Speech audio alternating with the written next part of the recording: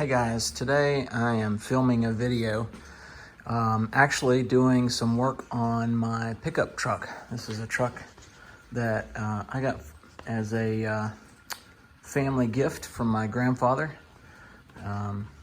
Very close to him, and this truck's very special to me. It's very handy and very useful. It's a 2004 Dodge Dakota quad cab, and got the toolbox in the back. What I'm going to be doing today is replacing the stereo that is in the truck. It's the original stereo that came with it. It's got a tape deck, CD player, and basic FM AM.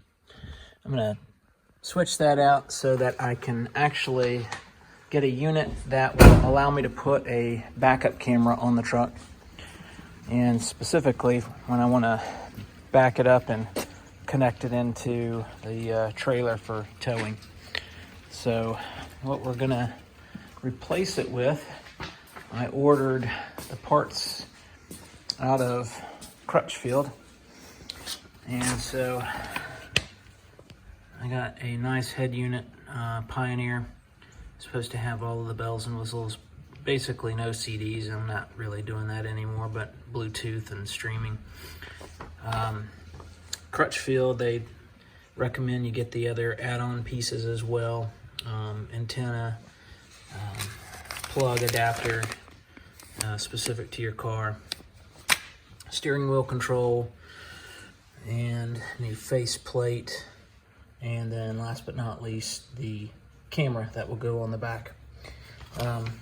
Fortunately, Crutchfield has all of the specifics in terms of steps to go through, so I'm going to walk through those and we'll step through the video and try to knock it all out. I'm only changing out the receiver, not changing out any speakers, so we'll walk through that.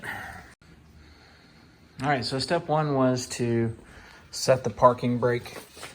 So I've got that engaged.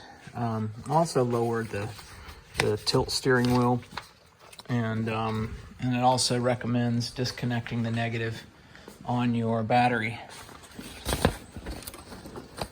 to make sure that you're not going to cause any short of any kind while you're working on the car. Next thing the instructions say are to remove 3 Torx T20 screws, and kind of hard to do, but there's 1, 2, and then 3 over here. So I'm going to remove those and be right back. All right, I got all 3 out, and there's a look at the T20. They're very short. And again, just 3. They're actually located, 1 by the driver's side, 1 near the center, and then 1 on the far right. Next thing we need to do is to take out these 2 Phillips screws up underneath the dash. So get your favorite short stubby Phillips and pop those out. All right, be right back.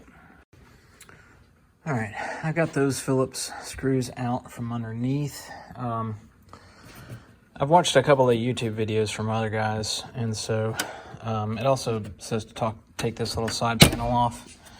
You can see you got access to your fuses for the Dakota. That makes it a little easier. Next thing it says is we're going to try to kind of pull this part up and out to get access so that we can pop the dash panel all the way out and go around the edges. So I'm going to set the phone down and work on this piece.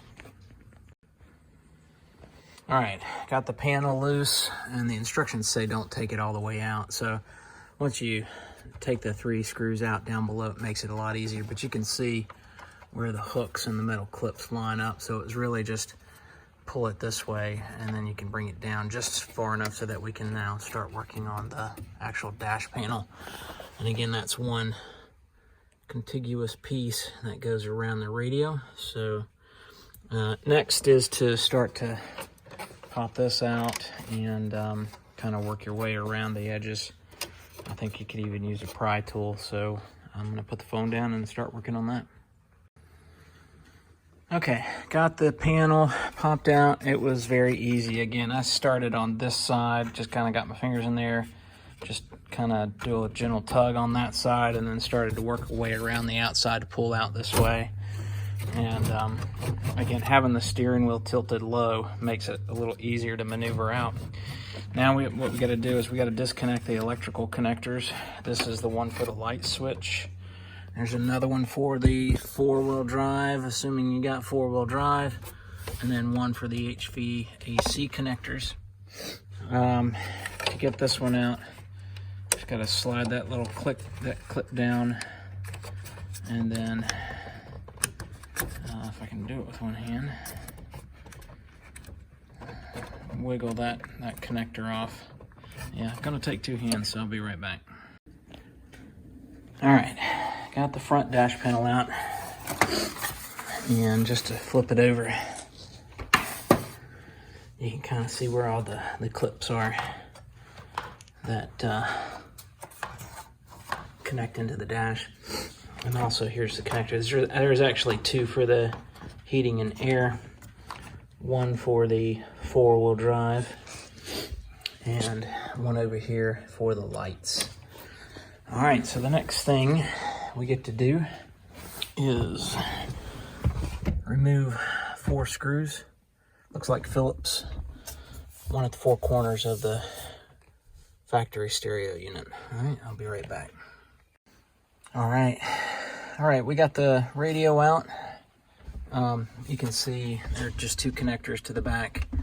The main power, all the speakers, and then this is the antenna. This little black thing is kind of like a sleeve or something that you kind of pull up, and then that pops out of the back of the radio. Here's the radio, and you can see the connectors there. Antenna and power and the speakers. All right, next thing to do is to start the process of getting the new equipment in. All right, I have done some unboxing. Here's the main head unit. I think they call this a double DIN as in terms of the receiver. You can see all the connections. There's plenty. Here is the connector that goes into the back of the head unit. You can see all of the ends. I'm gonna have to wire those. Part of the crutch field is they give you the color-coded matching connectors that will fit your vehicle. So I need to get those all wired together, either solder or wire nuts. Soldering's the right way to go. One thing I noticed too, on the back of this, they have the color and the purpose of each color. So that's helpful. So be careful when you open this up so you don't lose that as a frame of reference. In the head unit is the microphone that will go for the hands-free Bluetooth. Again, here's the face plates.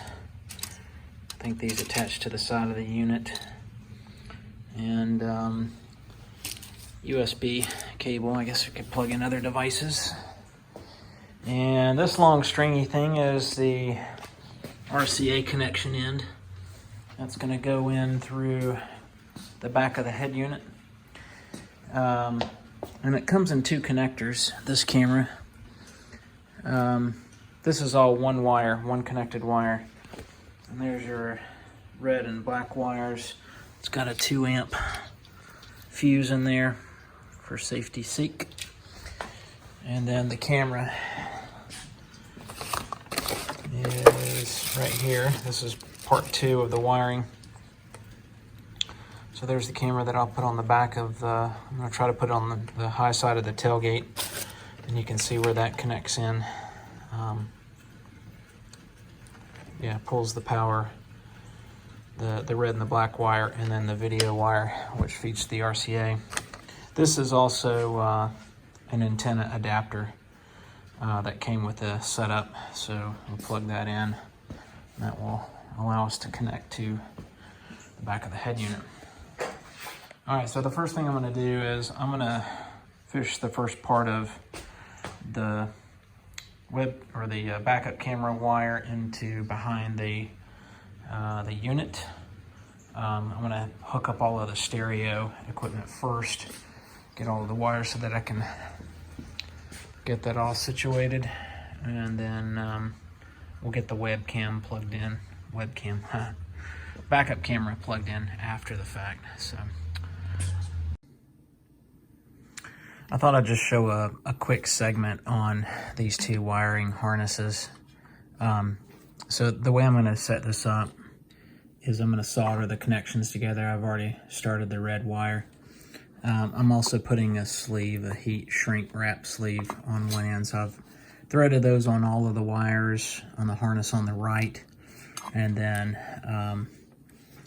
I'll be able to shrink it across the connections to make sure nothing is exposed from a short or any risk there. So I'm going to leave the heat shrink wrap off for now. I'm going to make sure I get them all wired, soldered, and then do a test. And then assuming everything works right, then I'll come back and I'll put the heat shrink on the connectors, and we'll go from there. All right, so the first thing I'm going to do is to get the hands-free microphone routed, and really it's intended to kind of hang off your sun visor. So I think I can route it. I don't know if I'm going to go through the headliner, but I might just run a short cord, go down the A pillar, pull the molding off, and then can route it down underneath and through the dashboard, so it'd be nice and concealed. So to get the handle off, it's a T30 Torx bolt. So let's get the handle removed and we'll get the molding off and then route the wire. All right, so I've got the microphone in place, connects to the back of the sun visor so you can tilt it down and it doesn't impede. And yeah, once you take the handle off, this pops right off, and you can slide the remainder underneath through the little rubber molding.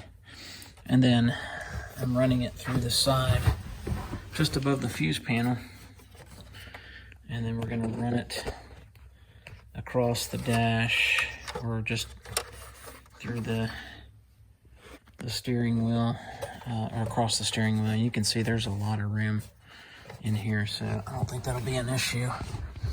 Running it back out after the steering wheel, and then running it behind just underneath the vent and out through the back here, so you can see there's plenty of cable, and it's just a 1/8 inch mono jack. So we'll plug that in to the back of the system. All right, so I have set up the camera wiring, and basically there's the 12 volts that needs to be connected, and I think I'm going to wire it into the back of the harness of the stereo. Accessory on, I think is what it says, so you don't run the battery down on the truck for the camera. Here's the RCA plug for that. The black wire is the ground, so you're supposed to attach that to the chassis, to the metal frame. I found that screw there. I routed that underneath the channel. It's pretty much a snug fit once the stereo unit goes in there. And then I routed the wires back through the same pass that I did for the microphone. So over the steering wheel housing, and then there's a bunch of excess wires. I just wrapped them up together with a bit of electrical tape. Keep them in there in that same channel area. And then the wire comes out through, and I'm gonna route it down through the floor, and this plastic trim pops up, so we'll reroute that to the back of the cab of the truck and go from there. Okay, I just got the USB extension cable routed And the way I set that up is it's running behind the frame here, and you can kind of see if I wiggle it down in there. Yeah, there you go.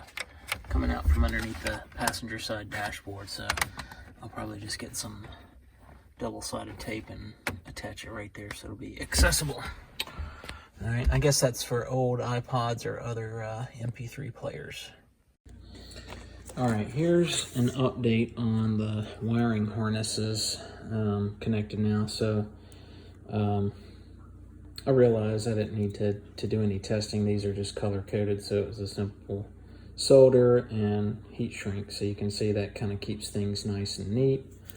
Protection from any shorting to ground. So this harness that plugs into the back of the receiver has some extra connections. So reverse gear signal input, we got to get that wired in so that when I throw the truck into reverse, it's got a mute. I'm assuming that's for the steering wheel controls. There's a system remote control. I think that goes to the amplifier if we had one, which I do not on this truck. And then the last wire here is a parking brake wire, so we got to get that wired up. All right, the next step is we need to connect the red wire from the backup camera to the AC power. So in between the harness, I just moved the sleeve over. I just teed that in, and I'm going to solder that wire connector. So this will power the backup camera. All right, so I made all the connections on the back, and I will confess that the size of the double DIN receiver is a little bit wider than the chassis frame would allow. So I had to make some modifications. There's this plastic frame that sits on top of a metal frame that I had to adjust. And for the plastic frame, I had to trim some of the top. I just used a Dremel and tried to be careful not to hit anywhere near the screws. And then there's a metal plate frame that was impeding the system go in on the back side, both above and beyond. But fortunately, the metal back here is very bendable. So I just got a pair of big old pliers and was able to leverage it and bend both the top up in the back and the bottom side down below, and that opened up the channel. So I just did a quick check of the sound, and it is working.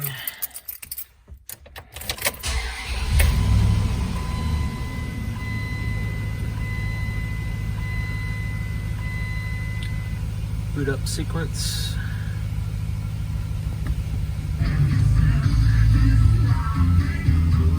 So it's working good. I'm not going to go into details of the radio, but so far so good. I've got power. I've got all of the connections in the back wired in. Now I just need to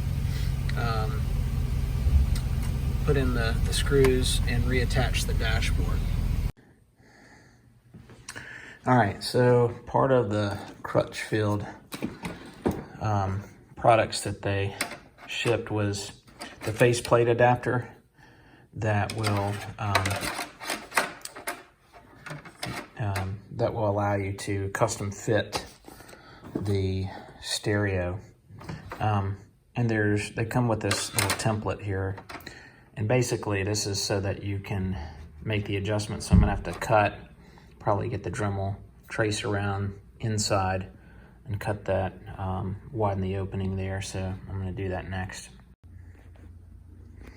Okay, I have finished trimming out the excess that was noted by the template, and you can see it's rough, a little rough. So I found using a jigsaw was the easiest. cut the notches and then come in and get the length on both the top and the bottom. I did have to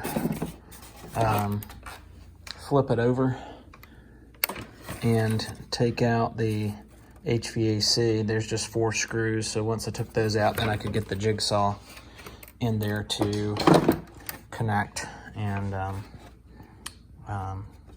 get into this one section over here. So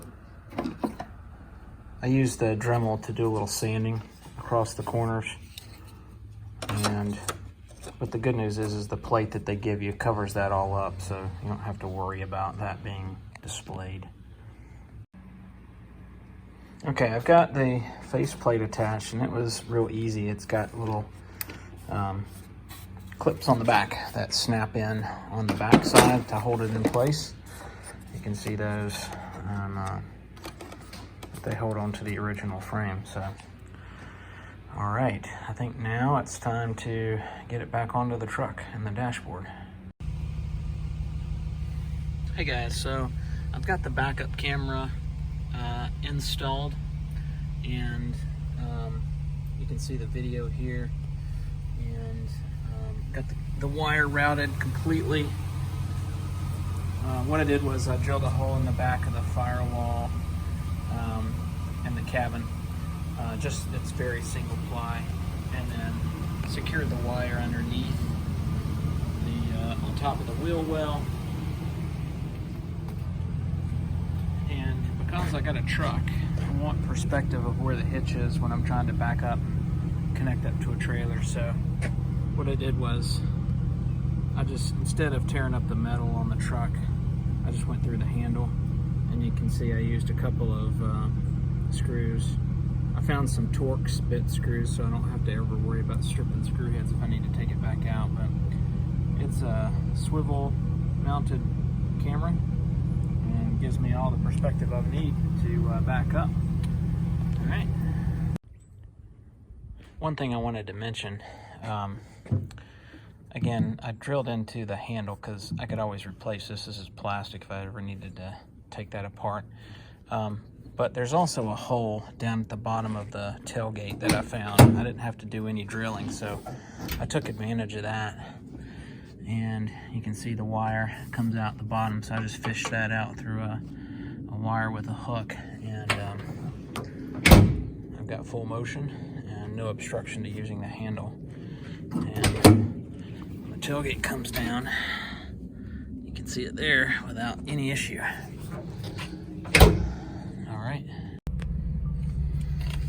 Hey guys, I wanted to show you the finished product. I got the dashboard back in place, and you can see fits like a glove right around the stereo unit. Sorry for the light, that's from the camera because it's a little dark here in the garage. But anyway, I'm very pleased. Again, I got my backup camera, and let's see, scroll down. There's the backup camera. You can see the perspective of the trailer hitch. And that'll make it easier for connecting up to the trailer. So turn that off, and again, this is a Pioneer. I don't remember the model. Actually, it's DMH 1500 NEX. No CDs, all Bluetooth streaming, and all of the cool services. Also has the Apple CarPlay if I plug it in. But Pandora, Spotify as well. Very useful. All right, good luck with your project, and hope you have fun working on it yourself.